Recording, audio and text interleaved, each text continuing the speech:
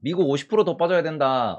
그렇게 하락을 외치는 분들은 돈을 못 벌어요. 제가 항상 말씀드리는 게 이제 하락 외치는 분들 계시잖아요. 하락 외치는 분들은 돈을 못 법니다. 돈을 벌어야 되지 않나?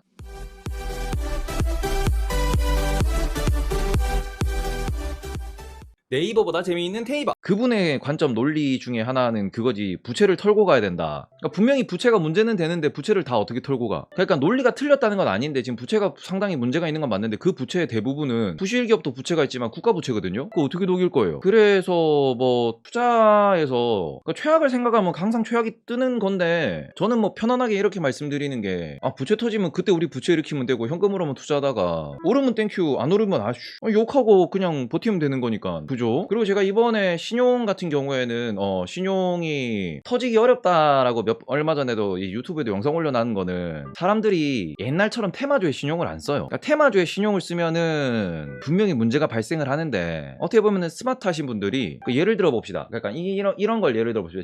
지금 신용이 안 터지는 이유 요걸 좀 짚고 넘어가야 될 것 같은데 자 봅시다. 지금 제가 신용 터지기 어렵다라는 말씀을 드린 이유가 신용이 안 터져요. 그리고 요것 때문에 기관들의 매수가 솔직히 약한 게 사실이에요. 왜냐면은 신용이 안 터진다라는 부분은 신용이 곧 터져요라고도 해석을 할 수 있죠. 그래서 이게 곧 터져요로 보시면은 이게 단기 급락으로 이어지는 건데 단기 급락 시에 문제가 되는 건 뭐냐 그러면은 기관 같은 경우에는 로스컷이라는 게 설정이 되어 있습니다. 보통 한 7% 정도라고 보시면 되거든요. 매수를 때렸는데 7% 정도 밀리면은 말 그대로 기계적 손절이 나간다. 뭐 여기서 뭐 7%, 10%, 15% 뭐 이렇게 나오는데 보통 10%를 안 넘깁니다. 왜냐면 밑에 또 잡으면 되니까. 근데 요런 거를 놓고 보시면은 그러니까 기관들이 만약에 신용 터지기 전에 왕창 들어갔다가 단기로 급락 나와가지고 로스컷 당하면은 내 수익률이 떨어지는 거고 내가 책임져야 되는 부분이거든요. 그러니까 기관들이 지금 어떻게 보면은 공격적으로 들어올 수 없는 이유도 여기 있는 부분인데 제가 이거를 신용이 안 터진다라고 말씀드리는 이유는 뭐냐 그러면은 그래서 지금 신용이 어딘데 테마주가 아니고 우량주고요. 우량주에서 어떻게 보면은 계산을 마친 계산기 두드리고 들어온 요런 분들이 장기 플랜으로 지금 신용을 들어온 분들도 계시거든요. 그러니까 말 그대로 단기로 테마주에서 한 방 먹자라고 들어오는 분들도 분명히 계시는데 뭐 삼성전자라든지 아니면은 고배당 은행주라든지 이런 데다가 신용이 들어왔어. 그러고는 안 나가. 아니면은 뭐 2차전지 이런 데 신용 쓰고 들어왔어. 그러고는 그 신용 비율을 조절을 하면서 왔다 갔다 해. 그러니까 말 그대로 숫자가 찍히는 기업에서 야 가자 그러면서 이렇게 어떻게 보면 신용이 들어왔다라고 하고 그리고는 문제는 우량주고 이런 애들이 떨어지면 반등을 잘 줍니다. 특히 2차전지 같은 종목들은 제가 주변에 알아봐도 신용 썼다라고 하는 친구들이 몇 명 있어서 이제 물어봤는데 어디 신용 썼냐 그러니까 에코프로빔 이런 데 신용 썼다고 하더라고. 그러니까 말 그대로 지금 우리 방에도 지금 세미콘도 친구가 LX세미콘에 신용을 썼는데 신용 비율을 조절하면서 계산기 두드려가지고 버틸 마인드로 이거 1년 간다 2년 간다 이미 계산하고 들어왔거든. 그러니까 어떻게 보면은 지금 2차전지 업종이 부러질 거냐 아니지. 지금 반등 제일 먼저 주는 게 2차전지인데 그러니까 2차전지가 부러졌으면은 신용이 터졌을 거예요. 근데 2차전지 부러진다고 누가 생각해요 지금. 그리고는 2차전지가 부러질 이유가 뭐가 있어. 에코프로비엠이나 아니면 LNF나 뭐만 하면은 지금 계속 발표하는 거는 딱 하나잖아요.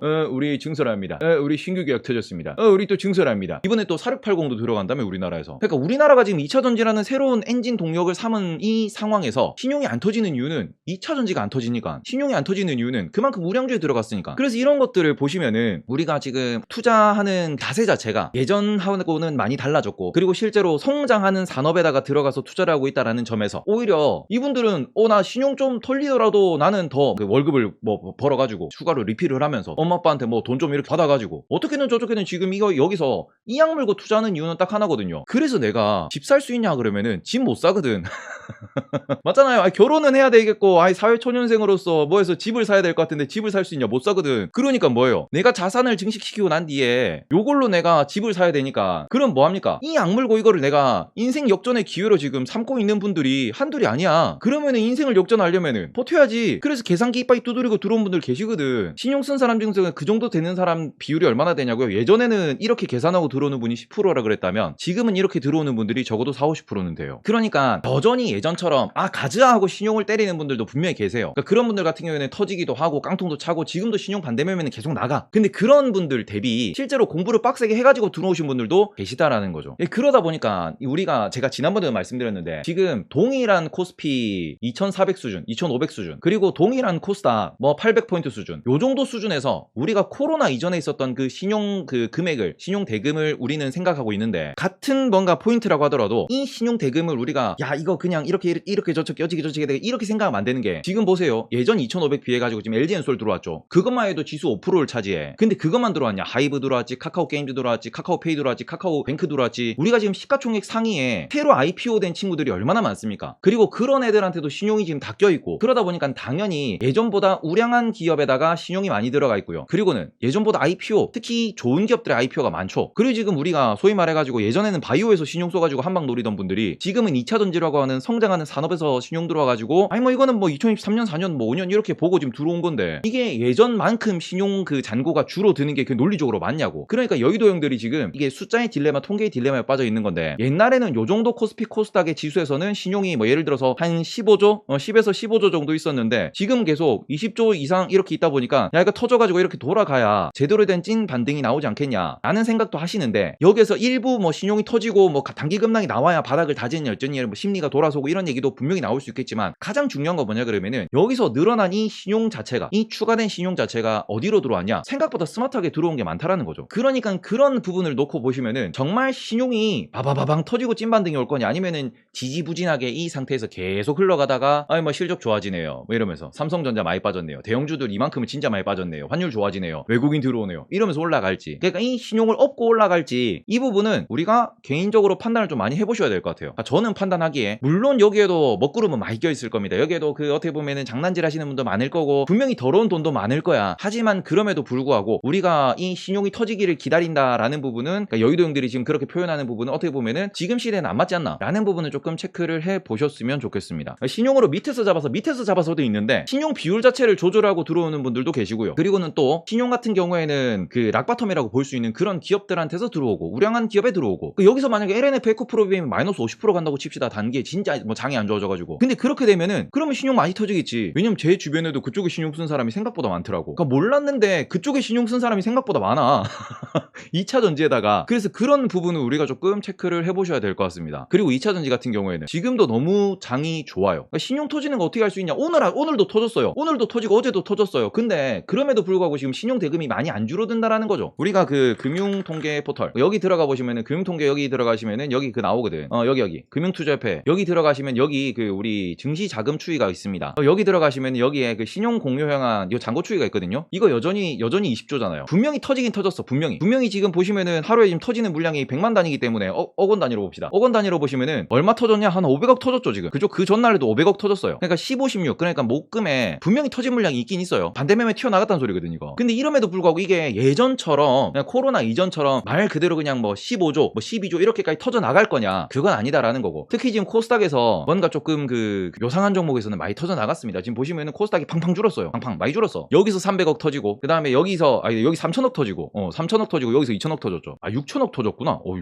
예, 네. 그러니까 반대매매 많이 터졌어 지금. 근데 이게 진짜로 옛날처럼, 그러니까 말 그대로 코로나 이전처럼 겁나 막 터지는 물량이 몇 조씩 빠져나가는, 이게 이렇게 빠져나갈 거냐? 그건 아니다라는 거지. 그러니까 신용 잔고는 이미 조금씩 내려가고 있습니다. 그리고 지금 많이 터졌어요. 그 부분은 조금 체크를 하셨으면 좋겠고, 진짜 투기적으로 들어온 돈들은 많이 터져 나가고 있어요. 그리고는 어느 정도 예전보다는 더 많은 그런 신용 잔고를 끌어안고 올라가야 될 거거든요. 그러니까 그 부분을 조금 체크를 하셨으면 좋겠고, 지금 실제로 보시면은 많이 터져가지고 이게 미수금 대비 반대매매 비중 보시면은 지난 3일 동안 10%, 13%, 10%거든요. 그 전에 보시면은 한 6%, 7% 이렇게 왔다 갔다 하다가 하루 이틀 10% 정도 이렇게 찍은 날이 있는데, 지금 보시면은 아예 10%, 13%, 10% 해가지고 반대매매 많이 터졌거든요. 미수도 많이 터지고, 그 다음에 신용도 많이 터지고, 이 부분에서 이제 혹시나 그랬으면 좋겠지만 미국이 선물 없이 만기 끝나고는 돌려 그러면서 야 너무 과대낙폭이다, 너무 많이 떨어졌다 이러면서 이 정도는 솔직히 하면서 애플 매수 들어오고, 테슬라는 좀 모르겠지만 어떻게 매수가 좀 들어온다라고 하면은, 그러면은 또 제가 오늘 아침에 유튜브에서 어그로를 끌었다시피 바닥을 찍고 다시 한번 적어도 1, 2주는 버텨내지 않을까. 지금 그렇게 말씀드린 이유는, 지금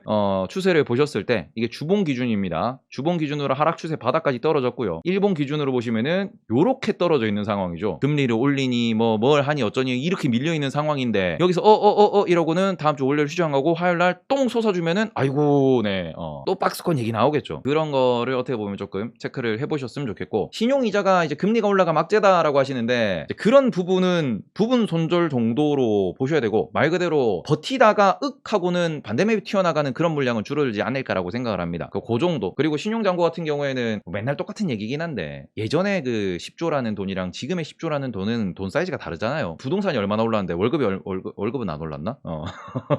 우리 편의점 삼각김밥 값이 얼마나 올랐는데 우리 지금 지나갈 때 김밥집 가가지고 김밥 한 줄 시키면은 나 김밥 먹는 집에 원래는 제일 비싼 김밥 4,000원 4,500원이랬는데 지금 6,000원짜리 김밥 나왔더만.